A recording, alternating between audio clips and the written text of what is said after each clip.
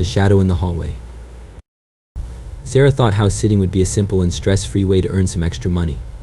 The Smiths' house, nestled at the edge of a quiet forest, seemed like the perfect place for a peaceful week. It was a large but welcoming home, with warm wooden floors, soft rugs, and cozy furniture. From the outside, it looked like a dream, a little retreat surrounded by tall trees and chirping birds. Sarah had spent the afternoon settling in. The Smiths had left her a list of instructions, a basket of snacks, and a note thanking her for taking care of their home. She didn't feel nervous at all. In fact, she was excited about the idea of spending some quiet time alone. She had brought a stack of books, a couple of movies, and her favorite fuzzy blanket. Everything seemed perfect. As night fell on her first evening, Sarah wandered through the house, getting familiar with the layout. The Smiths' home had a long hallway that connected most of the rooms. At one end was the master bedroom, and at the other, the kitchen and living room. Sarah's temporary bedroom was right in the middle, giving her easy access to the rest of the house. After dinner, Sarah decided to settle down in the living room to watch a movie. She felt completely at ease. The quietness of the forest was calming, and the soft glow of the lamp made the room feel cozy. She curled up on the couch with her blanket and started to film. Everything was normal until she heard faint footsteps in the hallway. She paused the movie and listened. The sound was so light it could have been her imagination. Probably the house settling, she told herself, brushing it off. After all, older houses made strange noises all the time. She turned the movie back on and tried to ignore the slight uneasiness creeping in. Over the next couple of days, Sarah noticed other odd things. The faint footsteps returned, always in the hallway and always when she was alone. She convinced herself it was nothing. It's just the creaky wooden floors, she reasoned. But the sounds didn't go away. Instead, they grew louder and more deliberate. By the third night, she couldn't ignore them anymore. That evening, Sarah decided to sit in the living room with a book. She thought reading might help distract her from the unsettling noises. But halfway through a chapter, she heard something that made her freeze, the sound of breathing. It was soft and steady, coming from right behind her. Her heart raced as she gripped the armrest of the chair. She didn't dare turn around immediately, too afraid of what she might see. After what felt like an eternity, Sarah finally gathered the courage to look. She turned her head slowly, her breath caught in her throat. But when she looked, there was nothing there. No one was behind her. She let out a shaky breath and laughed nervously. "I'm just scaring myself," she muttered. Still, she couldn't shake the feeling that something was off. Deciding to reassure herself, Sarah got up and checked the entire house. She went room by room, making sure all the doors and windows were locked. Everything was secure. There was no sign of anyone else being there. But the uneasy feeling stayed with her. She couldn't help but glance over her shoulder as she walked back to her room. The fourth night was even worse. By now, Sarah was jumpy and on edge. Every creak and groan of the house made her heart race. That night, the footsteps in the hallway weren't faint anymore. They were heavy, purposeful, and they seemed to stop just outside her door. Sarah sat on her bed, clutching her phone, trying to convince herself to stay calm. Then she heard something new, whispers. They were soft and low, almost like someone was murmuring just outside her room. The words were unintelligible, but the tone sent chills down her spine. Sarah's hands trembled as she dialed her best friend's number. But before the call could go through, the whispers stopped. The silence that followed was even more unnerving. Suddenly, the doorknob to her bedroom jiggled. Sarah's breath hitched as she stared at the door. The knob turned slowly, and then the door creaked open just a crack. That was it. She couldn't take it anymore. Grabbing her phone and her car keys, Sarah bolted from the room. She didn't stop to grab her bag or her shoes. She just ran. She fled the house in her pajamas, not even bothering to lock the door behind her. She jumped into her car and sped down the driveway, her heart pounding so loudly she could barely think. She didn't stop driving until she reached a gas station miles away. There, she sat in the parking lot, shaking and trying to make sense of what had just happened. The next morning, Sarah called the Smiths and explained everything. She apologized for leaving so abruptly, but couldn't bring herself to return to the house. When the Smiths came back, they found her belongings scattered in the bedroom and the front door wide open. Nothing else in the house was out of place. Sarah never went back to house sitting after that. The experience left her with more questions than answers. She still doesn't know what she heard or felt in the Smiths' home. All she knows is that she'll never forget the shadow in the hallway. Michael was excited about house sitting for his aunt while she traveled abroad. He was looking forward to having a big, old house all to himself. It was a nice break from his tiny apartment in the city. His aunt had warned him about the house being a little creepy, with its creaky floors and dusty corners, but Michael didn't mind. In fact, he found it charming. He even thought it might be fun to explore an old place with so much history. There was only one rule his aunt had given him before she left: don't go into the locked room on the second floor. She didn't explain why, and Michael didn't ask. At the time, it seemed like a small request, and he figured it was probably just full of old junk she didn't want him messing with. He shrugged it off and assured her he'd follow the rule. The first couple of days passed quietly. Michael enjoyed the peace and quiet of the countryside. He spent his mornings drinking coffee on the porch, watching the birds in the garden. In the afternoons, he wandered through the house, admiring the antique furniture and old paintings. There was something calming about being in a place so different from his usual busy city life. But by the third day, Michael's curiosity about the locked room began to grow. He had walked past its door several times, and every time he found himself pausing to look at it. The door wasn't unusual, just a plain wooden door with a simple brass handle. But there was something about it that seemed to call to him.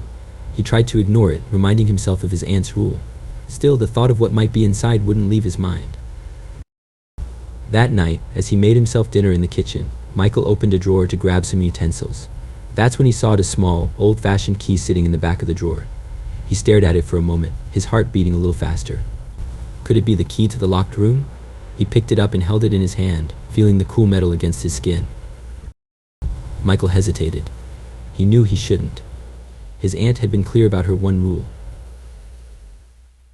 But his curiosity was too strong. After finishing his dinner, he decided to go upstairs and take a look. Just a quick peek, he told himself. I'll put everything back exactly as it was. The hallway on the second floor was quiet and dimly lit. Michael walked slowly toward the locked room, the key clutched tightly in his hand. When he reached the door, he paused, listening. Everything was silent. He took a deep breath, inserted the key into the lock, and turned it. The lock clicked open. Michael pushed the door open and stepped inside. The air in the room was cold, much colder than the rest of the house. He shivered as he looked around. The room was empty except for a single rocking chair in the corner. On the chair sat an old doll. It was small and worn, with a faded dress and glassy eyes that seemed to shine in the dim light. Michael felt a chill run down his spine as he stared at it. The doll's eyes seemed to follow him, no matter where he moved. Unnerved, Michael quickly stepped out of the room and closed the door. He locked it again and put the key back in the kitchen drawer, exactly where he had found it. He tried to shake off the uneasy feeling the doll had given him. It's just an old toy, he told himself. Nothing to be scared of. But from that moment on, strange things began to happen in the house. The lights flickered unpredictably, even though Michael was sure the wiring had been fine before. Doors creaked open and slammed shut on their own, startling him more than once. At night, he thought he could hear the faint sound of the rocking chair moving upstairs. The steady creak, creak, creak echoed in his mind, keeping him awake. One evening, as Michael was heading to bed, he noticed something that made his blood run cold. The doll from the locked room was sitting in the hallway outside the door. He froze, staring at it. He was certain he hadn't moved it. His hands trembled as he picked it up and carried it back to the locked room, but when he tried to open the door, it wouldn't budge. The lock seemed stuck, no matter how hard he turned the key. Feeling panicked, Michael left the doll on the floor outside the door and hurried back to his room. That night, he had a vivid dream. In the dream, the doll was standing at the foot of his bed, its glassy eyes unblinking. He felt paralyzed, unable to move or scream. When he woke up, he was drenched in sweat, his heart pounding. He checked his room carefully, but there was no sign of the doll. Still, the uneasy feeling lingered. By the time his aunt returned from her trip, Michael was exhausted. He hadn't slept properly in days, and his nerves were frayed. He handed her the key without a word and left the house as quickly as he could. He didn't tell her about the strange events or the doll. He just wanted to put the whole experience behind him. Years later, Michael heard that his aunt had moved out of the house. When he asked her why, she simply said that house was cursed. Michael didn't press for details. He didn't want to know more. Some things, he decided, were better left locked away. Describe Emily's love for animals in detail, sharing her past experiences with pets and why she agreed to house sit for the Johnsons. Set up the environment, the Johnsons' house, its surroundings, and the cozy yet slightly eerie vibe. Introduce Max, his personality, and his bond with Emily as they get to know each other. The first few days.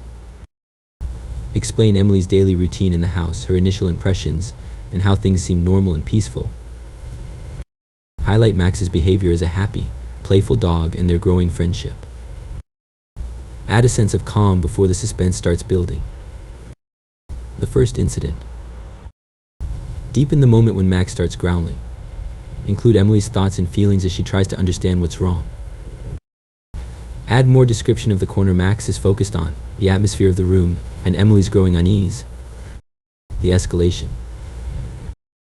Over the next days, explore Max's odd behavior in greater detail, his refusal to enter certain rooms, his sudden bursts of fear, and how Emily reacts. Show how Emily tries to rationalize everything, thinking it might be mice, shadows, or even her imagination. Build suspense by describing small, strange occurrences like creaking floors, flickering lights, or unexplained cold drafts. The turning point. Expand on the night Max jumps on Emily's bed. Describe her waking up, her confusion turning to fear as Max barks at the doorway. Deepen the description of the shadowy figure, its faint movements, the way it feels like the air gets heavier, and Emily's rising panic. Capture her internal conflict as she decides whether to turn on the light or stay still, paralyzed by fear. Aftermath of the encounter. Detail Emily's decision to spend the night in the living room with all the lights on, her thoughts racing as she struggles to make sense of what she saw. Include how Max stays close to her, occasionally growling or staring into empty spaces, which unnerves her further. Building the mystery. Show how Emily becomes more anxious in the following days. She might start researching the house's history or noticing other signs that something isn't right.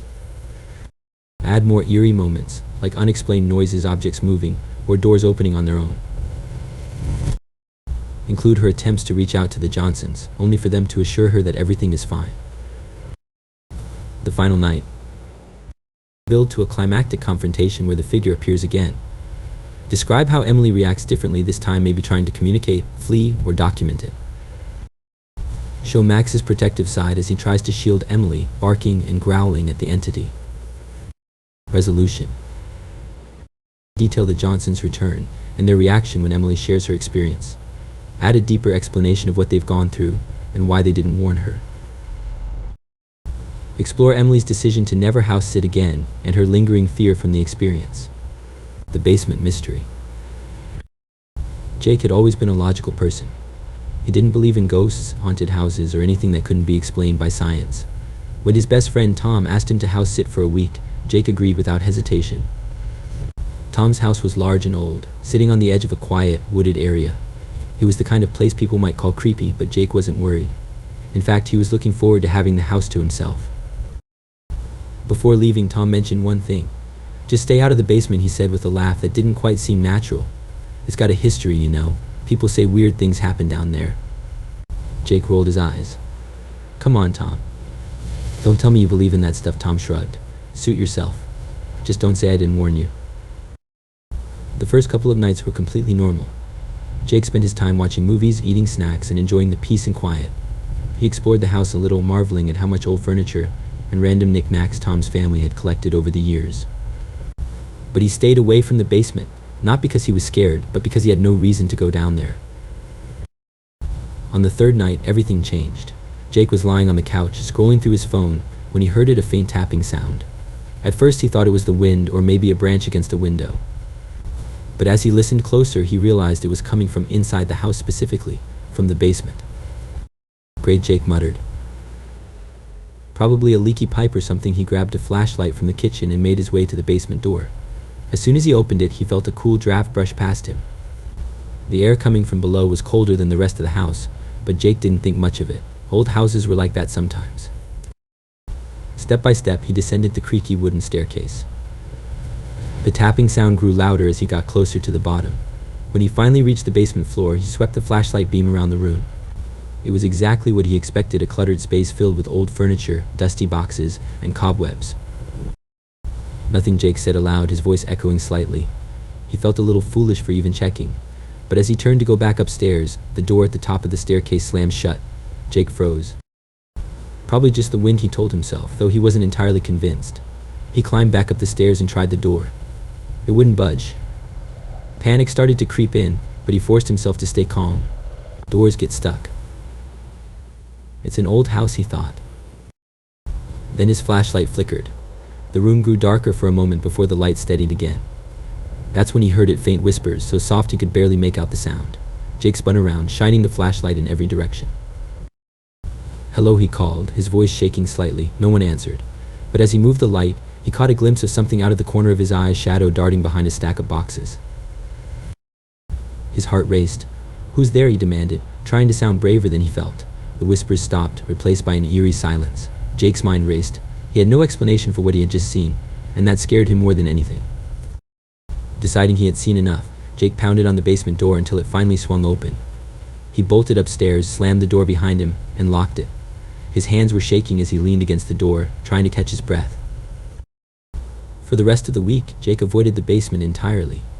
He didn't hear any more strange sounds, but the experience left him on edge. Every creak of the floorboards and gust of wind made him jump. He kept every light in the house on at all times and slept with his bedroom door locked. When Tom returned at the end of the week, Jake was ready to leave. But before he did, he demanded an explanation. "What's in that basement?" he asked, his voice tense. Tom hesitated. "Look, I didn't think you'd actually go down there," he said. "But if you must know, the previous owner died in the basement. No one knows exactly how. People say the place has been weird ever since." Jake stared at him in disbelief. "You're telling me this now?" he said. Tom shrugged again. "I didn't think it was a big deal. I've never had any problems." Jake didn't say another word. He grabbed his bag, walked out the door, and swore he'd never set foot in that house again. Over the years, Jake tried to forget about the basement. But every now and then, he'd wake up in the middle of the night, his heart pounding, as if he could still hear those faint whispers. And no matter how hard he tried to convince himself it was all in his head, a part of him couldn't help but wonder if there was something down there after all. The old portrait. The opportunity. Claire was a college student in need of some extra cash. Her part-time job as a personal assistant barely covered her expenses, so when her boss, Mrs. Caldwell, asked her to house sit for 2 weeks, Claire jumped at the chance.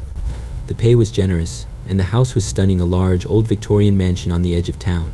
Mrs. Caldwell mentioned she'd be traveling to Europe and needed someone trustworthy to take care of the house and her cat, Whiskers. When Claire arrived, she was awestruck. The house looked like something out of a movie. It had tall windows, intricate woodwork, and a garden full of roses. Inside, it was even more impressive. The rooms were filled with antique furniture, crystal chandeliers, and paintings that looked like they belonged in a museum. Claire felt like she'd stepped back in time. Mrs. Caldwell gave Claire a quick tour, showing her the kitchen, the library, and her bedroom. The dining room caught Claire's eye. It had a massive wooden table, elegant chairs, and a fireplace. Above the fireplace hung a large portrait of a man with piercing eyes and a stern expression. His face seemed almost lifelike. "That's my great-grandfather, Victor Caldwell," Mrs. Caldwell explained. "He built this house over 100 years ago. He was a serious man, but very proud of his work." Claire nodded, but couldn't shake the feeling that the man in the painting was watching her. His eyes seemed to follow her as she moved around the room. She tried to ignore it. The first night. After Mrs. Caldwell left, Claire settled in. She unpacked her things, fed Whiskers, and made herself some tea. As the sun set, the house grew quiet. The creaks and groans of the old wood felt louder in the silence. Claire decided to read in the living room before bed. The fireplace crackled, and the warm light made the room feel cozy. But every so often she glanced toward the dining room, where the portrait hung. It was just visible from where she sat, and the man's stern gaze seemed to linger in the shadows. As the clock struck midnight, Claire thought she heard a faint sound like soft laughter coming from the dining room. She froze, listening carefully. But the sound stopped as quickly as it had started. "It's just an old house," she told herself. Old houses make noises still. She couldn't shake the uneasy feeling. Strange occurrences. The next morning, Claire walked into the dining room and noticed the portrait was slightly crooked. She frowned. Hadn't it been straight last night? Shrugging it off, she adjusted it back into place and went about her day. That evening, she made herself dinner and sat at the dining table to eat. The portrait loomed above her, and once again she felt those eyes watching her every move. "It's just a painting," she muttered under her breath. But deep down, she felt uneasy. As she cleaned up, the laughter returned louder this time. It was unmistakable. Claire froze, her heart pounding. The sound seemed to come from the dining room again. She slowly walked over, but the room was empty. The portrait was still there, hanging perfectly straight. "I'm just imagining things," she whispered, trying to convince herself. But that night, as she lay in bed, she couldn't sleep. She kept hearing faint noises, the creak of a floorboard, the rustle of fabric, and once, a soft whisper. The broken frame. The next morning, Claire found the portrait on the floor. Its frame was shattered, and shards of glass were scattered across the hardwood. Her stomach tightened. She hadn't heard it fall, and she was sure it had been secure on the wall the night before. She carefully picked up the pieces and leaned the painting against the wall. As she did, she felt a sudden chill, as if someone had opened a window. She glanced around but saw nothing unusual. That night, the strange noises grew louder. Doors creaked open and shut, and she heard soft footsteps in the hallway outside her room. Gathering her courage, she stepped out to investigate. The hallway was empty, but the cold, heavy air made her skin crawl. When she returned to her room, she found her belongings scattered across the floor. Her clothes were pulled from the dresser, and her books were thrown across the bed. It didn't make sense she had locked the door before leaving. Fear gripped her, but she didn't know what to do. She locked the door again and crawled into bed, trying to ignore the feeling of being watched. The history of the house. The next day, Claire decided to do some research. She went to the local library and looked up the history of the Caldwell mansion. She discovered that Victor Caldwell, the man in the portrait, had been a strict and controlling figure. He was known for his temper and had a reputation for being ruthless in business. Rumors swirled about his death. Some said he had fallen ill, while others believed he had been murdered by someone he'd wronged. The strangest part was that after his death, people who lived in the house reported hearing strange noises and seeing unexplained shadows. Claire's heart raced as she read. Could the stories be true? She shook her head, trying to push the thought away. It's just old gossip, she told herself, but deep down she wasn't so sure. Escalation. Over the next few days, the strange activity in the house grew worse. Doors slammed shut on their own, and lights flickered unpredictably. Whiskers, normally a calm and friendly cat, began to hiss at empty corners and hide under the furniture. One evening, Claire came home to find the portrait back on the wall, even though she had stored it in the attic. The man's expression seemed different. His lips were slightly curved, almost like a smirk. Claire's hands shook as she stared at it. That night, she woke to the sound of heavy footsteps outside her door. Gathering her courage, she opened the door to find the hallway empty. But when she turned back, she saw a shadow move across her bedroom wall. The air was icy cold, and she felt a presence behind her. The final night. On her last night in the house, Claire was determined to stay awake until morning. She sat in the living room with all the lights on, clutching a blanket. But as the hours passed, exhaustion took over, and she dozed off. She woke with a start to the sound of laughter, this time loud and echoing throughout the house. The lights flickered, and the room grew unbearably cold. Claire looked toward the dining room and saw the portrait glowing faintly. The man's face had changed completely. His stern expression was gone, replaced by a twisted, sinister grin. Terrified, Claire grabbed her things and ran out of the house. She didn't stop until she reached her car. She drove away without looking back. Chapter 8: Aftermath. Claire refused to return to the Caldwell mansion, even to collect her paycheck. She told Mrs. Caldwell that she wasn't feeling well and left it at that. But the experience haunted her. She couldn't shake the image of the man's smiling face or the sound of that eerie laughter. To this day, Claire avoids talking about what happened. She's convinced that the portrait of Victor Caldwell was more than just a painting. It was a doorway to something far darker.